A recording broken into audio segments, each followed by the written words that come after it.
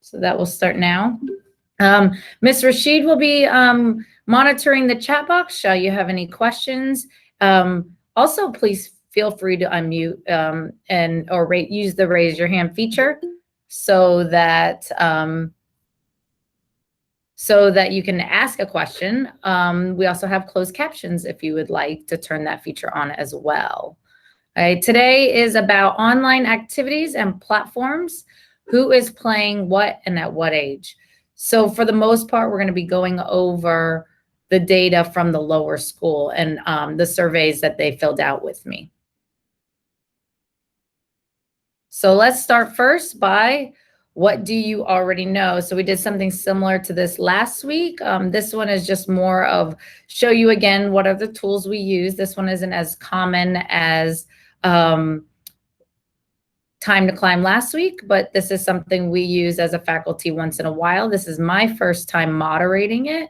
So you can either scan the QR code with your phone. So you would take the camera app and then open it, hold it up, and a little drop-down banner should open so that you can tap it. Most of the students K to 2 have learned that skill, especially this week with me. And then we also just can use the chat box that Ms. Rashid put in the link if that's a little easier for you. So the question is, what online games do your kids play? And each line you could just add a word. And as that comes up, let's see. I'm going to switch the screen for a second. Let's see how that voting meter goes. So you should have a screen that looks like this. What online games does your child play? 1 game per line.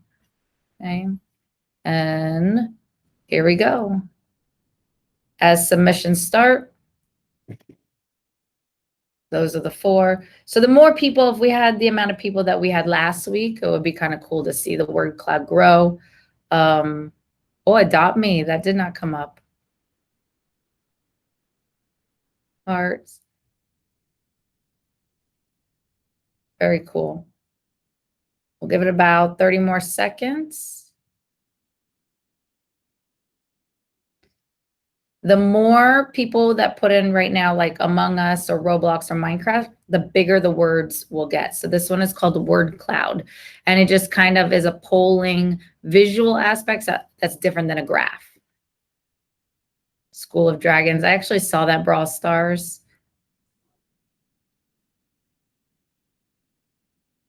Interesting. Some of these did not come up with the students, and I wonder if it's because I gave them a list, even though I gave them an open end at the end to add what they wanted. Not many of these came out.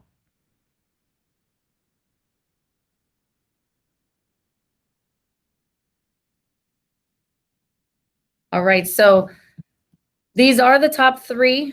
We have some Fortnite in there, only 1 person, and that's definitely by age. So let's take a look at what that looks like from our school perspective. First, we'll talk about gaming at a glance. 90% of parents pay attention to the games that their child plays, and that's from 2019, so 2 years ago. I think that's a great number. I think that shows where we are, and you as parents staying engaged and at least knowing what it is that they play. And then 75% of Americans have at least 1 gamer in their household. I thought that fact was interesting. The positive things that come out of gaming, at the bottom we have creativity as a hobby and playing an instrument. I think there's even more to that. It could even be problem solving and solutions.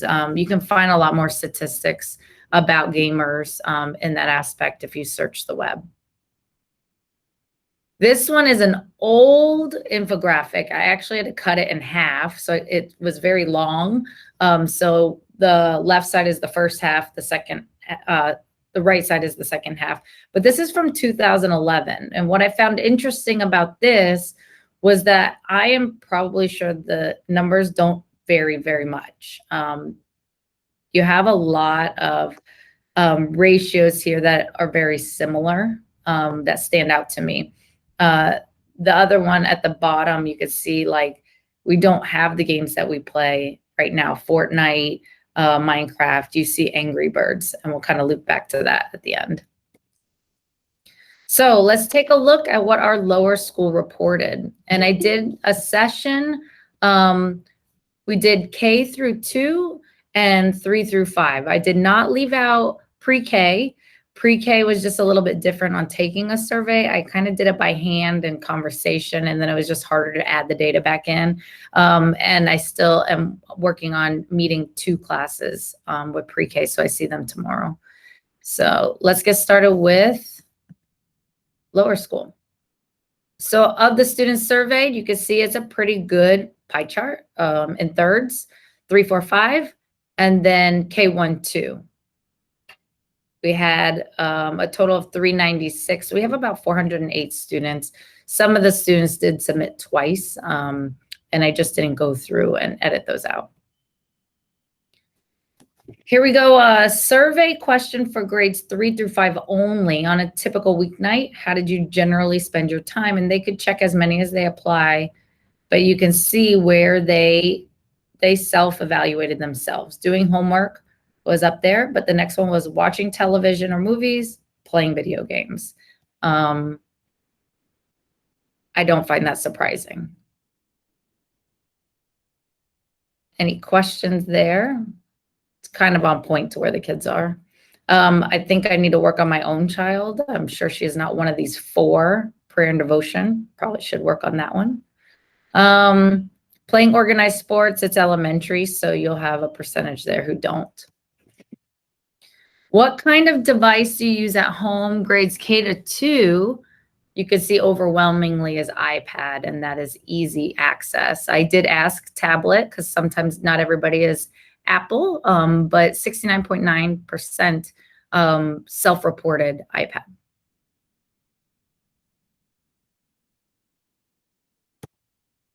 Grades 3 through 5.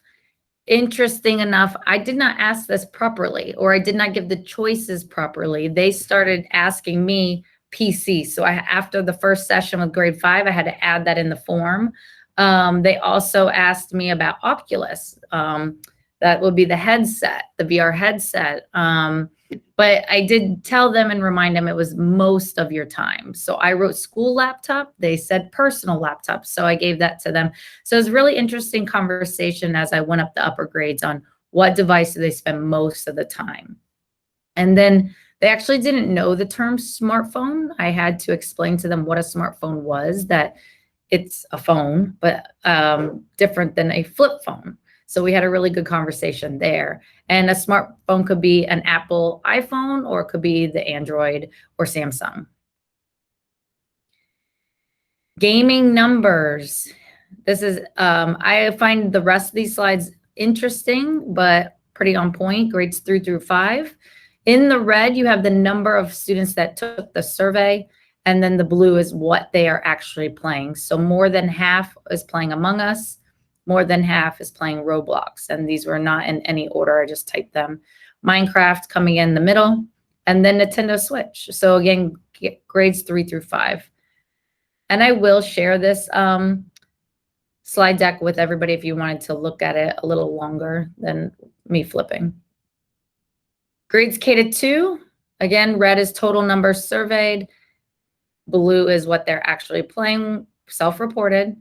Roblox came in 1, again, age appropriate. I mean, that's the younger ages. Roblox, Among Us coming in second with, well, Nintendo Switch there out leads that one just a little bit.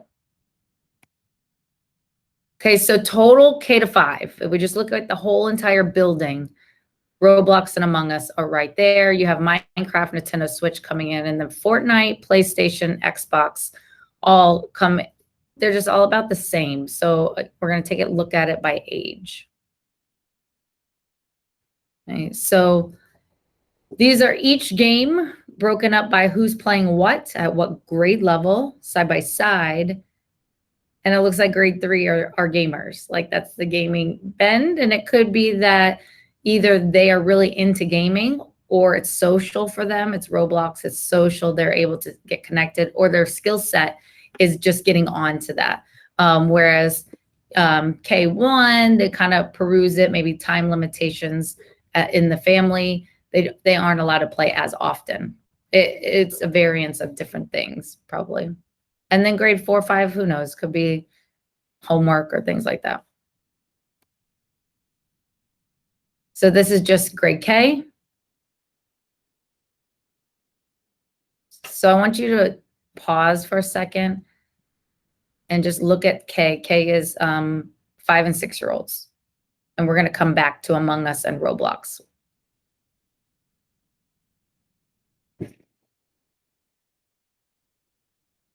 Grade 1 trends. Again, this is 6 and 7-year-olds. Taking a look at how many play Roblox. I don't know where Among Us went there. There's a little error on that one. Among Us is now on my side. Grade 2, 3/4. 3/4 of grade 2 play Among Us. More than half. Roblox, and then Minecraft. I think that is also a skill set of how to in Minecraft, because you're doing a lot of building there. And then grade 3.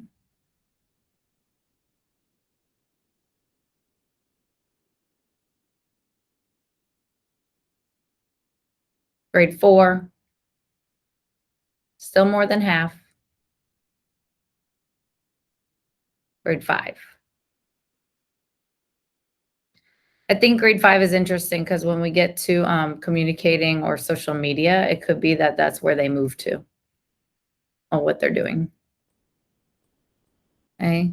So last time we talked about trending online games in lower school, and can you identify the icon? And we talked about this was Roblox.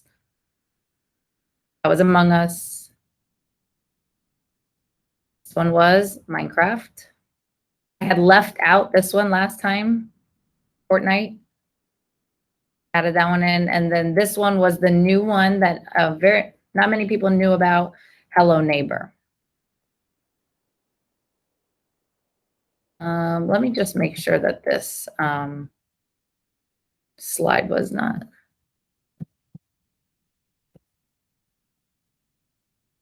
Yeah, it's not loading. Okay, not sure why. This slide is, let's see if I can blow this up for you.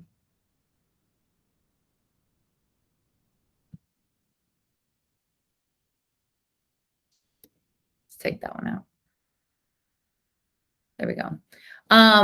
What apps or games do you want to play online, but your parents or guardians do not allow you? I thought that was an interesting answer.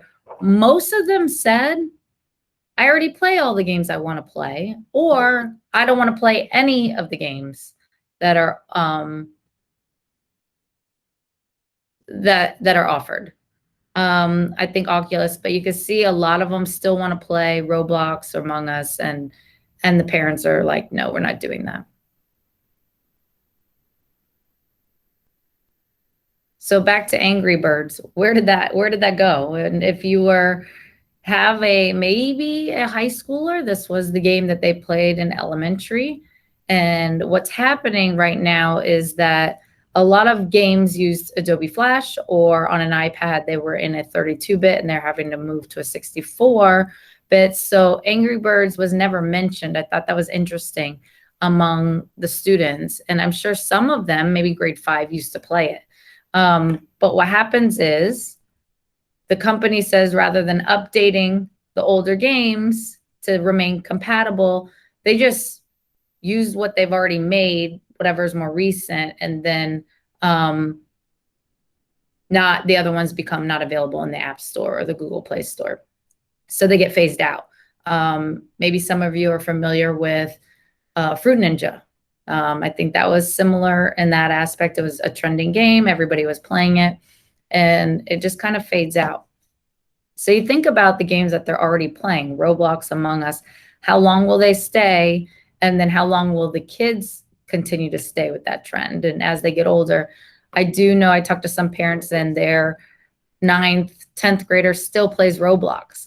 But is it an everyday occurrence? Is it like Among Us where they're playing every day? Who knows? It's just could come from boredom, or they just want to break from their school stuff. So there's other Angry Birds 2, I think, is what's available now, and some other characters that you can get on the App Store to play that game. But I thought the fad was interesting. So I'm going to pause there for a second before we transition to Among Us. Any questions about the data coming in? And before we start, I just want to also note that what we are going over today, the statistical data from our building, and then what I'm about to talk about, age appropriateness, is not a judgment. We're not here to judge. We're just here to educate ourselves and stay in tune with what's happening around us. And then as a family, you decide as a parent how you want to explore these games with your child, how your child plays these games, and the conversations that have at home, and that we are here to support you. Again, I'm a parent of a grade 1 student and a pre-K, and they're playing these games. So you're talking about a 5-year-old and a 6-year-old. And I'll start with Among Us, and it says age 10. So again, there's no judgment, and it's just awareness. And you are here because you want to know. And I think that's awesome. So Among Us, age 10. This data comes from Common Sense Media. I mentioned this last week. You type in the game, or the website, the movie, and it gives you a rating. So these are screenshots that if you can click when I show the slide deck, you can go to what parents need to know.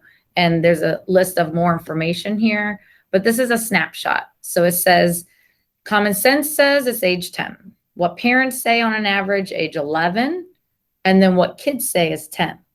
So even the little ones may not be using it as much, or maybe they don't get an opportunity to fill out a survey. The bottom square kind of tells you why they're rated that way. So the positive messages, the violence, consumerism, probably in-app purchases, language, ease of play gets 4. What I think I like to see is that drinking, drugs, and smoking are not present. Sex is not present. And then language only has 1 dot. Okay. So again, the parents need to know, and Common Sense Media gives you a little bit more briefing about the game. If you have not played Among Us and you don't really want to download it, I put a little video here for you to watch. So let's. Is there more to Among Us than deception and sabotage?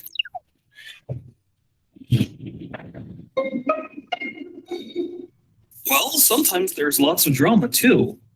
This downloadable action strategy game involves members of a space crew working to complete survival tasks while others secretly try to kill them. While murder and trickery are front and center here, the game's cartoonish visuals limit the impact of the deaths. Still, look out for stabbing and neck snapping, but no blood. Players can also select offensive phrases as their character's name, so there's potential for offensive language there. On the plus side, depending on your particular role, gameplay could promote teamwork and helping others in challenging circumstances. Common Sense says Among Us is okay for kids 10 and up. For top picks and advice to fit your family, visit us at commonsensemedia.org. Okay, so Roblox did not have a little video like this, but you can find other things that kind of give you some more information. Because I still have yet to figure out how to play that game. On the phone, there's a little joystick and you kind of move around. I just move in circles. So as techie as I am, that gaming is not for me. I am definitely a Mario Classic player, and I just know how to use that Nintendo Switch. So I think that's kind of cool that my kids are now playing Mario on the Switch, and we could play as a family with that Mario Kart. So those gaming can be fun. I think it's just the monitoring and the understanding of what's happening. So we go to Roblox. Again, you saw in the data that even K is playing Roblox. So it's happening at younger ages, and Common Sense says 13. Again, what fits your family? My 5-year-old can play Roblox and likes it. He sits there and plays it. I think this is in the boxes to the right. This is where it gets hairy. It's 3 dots for the sex. It has 2 dots for language. It has 4 dots for violence. And I think that depends on what world you're in. So you have to caution your kids on they can only play in this one world. And then I do know a parent showed me a couple months ago when this all kind of started of me trying to figure out what is Roblox, what is that age appropriate for my own kids. They were playing kind of together, and she was like, hey, another friend of hers sent her a screenshot of a world that was all pornographic. And that child was a friend of a friend, was led in there by an online friend, and or who they thought was an online friend. So the character was your avatar was led into this world, and now you see a bunch of nudity and people doing things inappropriately. And the child was 7. So now you cannot unsee those things that have happened. And how do you prevent your children from doing that? So next week, we'll also talk about parent security and the privacy settings and other parent settings that you can place. But again, it's talking to your children about what happened. At the end, at session 6, we'll have a conversation, you and I, and maybe together as a community. How do we have those tough conversations? Because the kids are embarrassed. There's many different issues, but I've had these conversations with the kids and their response at home and what happens there. So it'll be really interesting to hear some of you and how you handle those conversations and the students' response in the house. But again, that's Roblox.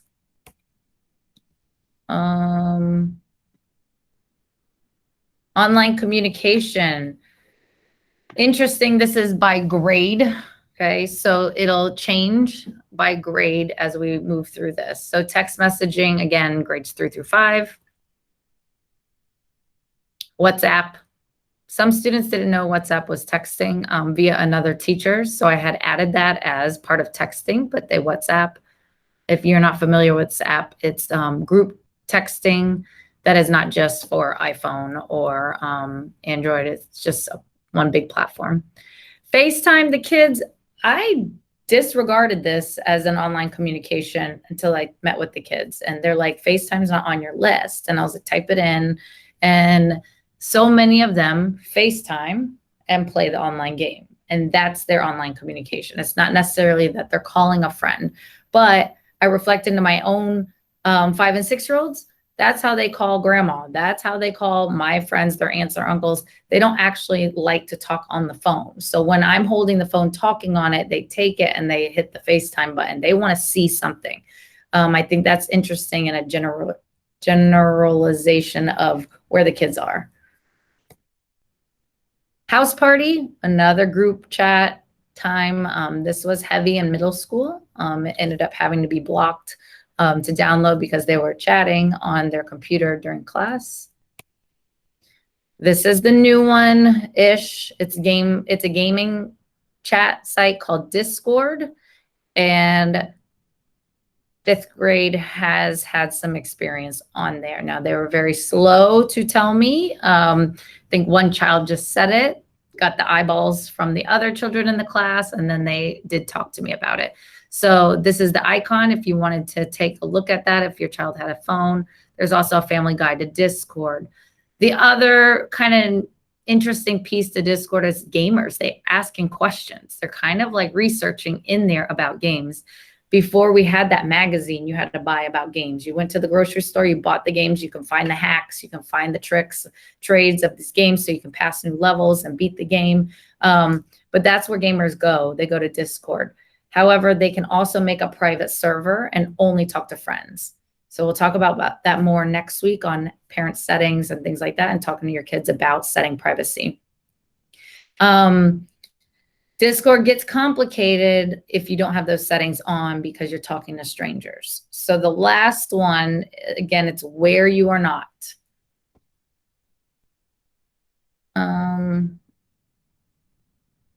Not sure what's happening to my slide deck here. So we have Omegle. I think that's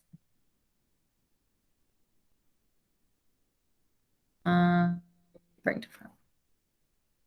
Lost it. So Omegle is not loading in this one.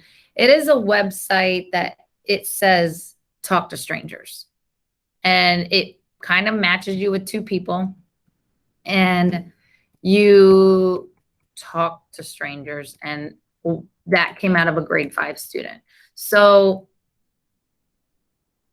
I wonder how we maneuver that in a sense where they're trusting to tell us what they're using and also finding the safety of the child, because in itself, Omegle already says talk to strangers. And so while it's interesting, you would just want to like connect with somebody, they do start sharing information that should not be shared. And that was the whole last digital citizen lesson that we went with. Okay, so any questions there? That was online communication. All right, so moving on to social media. Do you have a social media account? This was, again, grades 3 through 5. I did not really touch on online communication or social media with K to 2. We did talk about it some, and some of the K to 2, they asked me, they're like, I have a YouTube channel. They all want to be YouTubers. I think even my own children, they have their own little account. They make their own shows. I think they all want to be that YouTube star. And how do you lead to that? How do you handle that? How do you monitor that? So if your kid has a social media account right away, make sure it's private. I talked to the students about that. Make sure you set it on private. For YouTube, that it's also private, that friends and family can see it. They're not filming in their school uniform. That would be TikTok as well. And then in YouTube to turn off the comments. I think that's where even on the YouTube recording last week that I posted, we got spammed right away with an inappropriate comment that we had to delete, and now it's on a monitored. So that was even a fault of mine, making sure that some things are locked down. So more than half have a social media account. So let's take a look at that. Instagram, TikTok, Facebook. I thought Facebook was interesting because I was told that was for old people, but they all have that.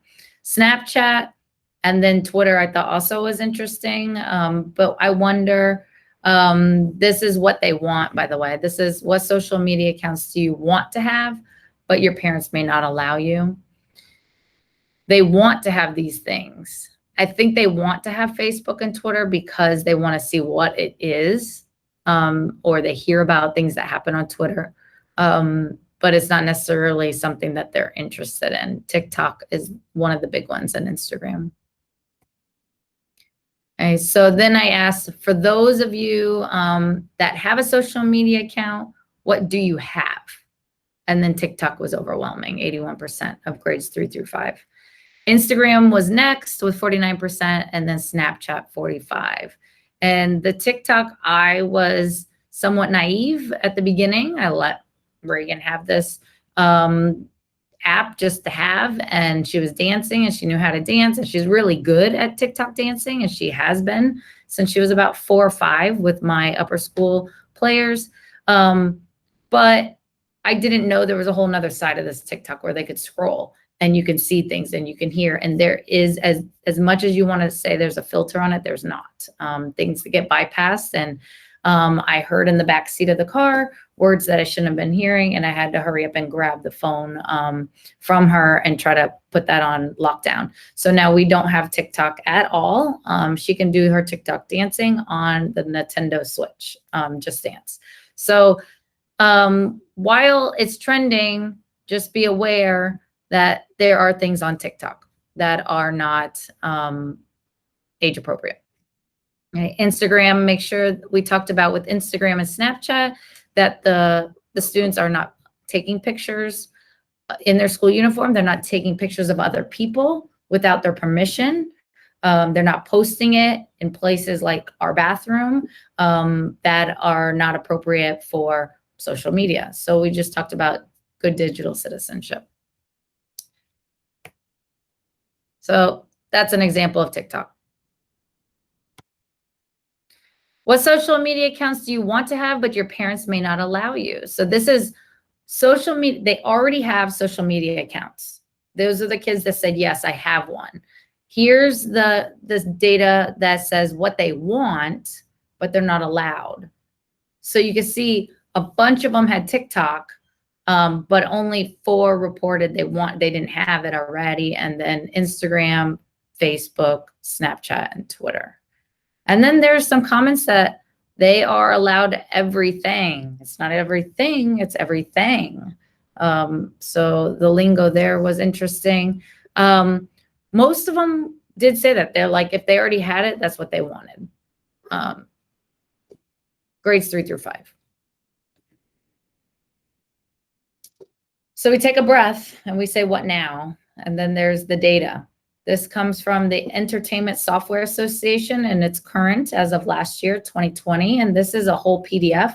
So when I share this to you, you can click here for more data. And 87%, so it's still on that 90 that we talked about at the beginning. Parents were aware of ratings. So those are good. Parents say, pay attention to the games their children play, 92%. And then 83 say that the ratings are accurate.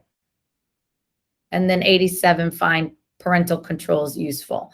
I'm one of the people who don't, and we'll talk about that next week. I think a lot of parent controls are on time and not necessarily filter. And I guess that's hard, but now with artificial intelligence, there's some pretty neat stuff out there. But I leave you with that information and that data. And we're gonna look at what your homework is as a parent. If you don't already know, download the game and play it. I've tried it. I hate it. I don't like it. Play with your child. Have them teach you. Just let them watch. I do know that I've been told, even as a teacher, that once you like it and you are there with them, then they will not be. Again, it's going to be where you are not. They're not going to think it's cool anymore. Example, Facebook. As soon as the old people got on, the young people got off and went to a different platform. So it will happen. The more adults play among us, the less kids probably will play over time, and they'll pick up a new game. Next week, we will talk about, or in 2 weeks, we'll talk about who's a friend. So you might want to ask your child, who do they play with? I asked them that. They're very smart. They know better. They know who to play with and who not to play with, or who to talk to and not to talk to, and those kind of things. There is a Netflix documentary I thought was a little boring, but interesting, called Netflix High Score, and it's the history of classic video games and innovation. Could be a family night, just interesting to see where gaming has started and where it's come to. It didn't come all the way up to present, kind of lands on that Sega 90s era.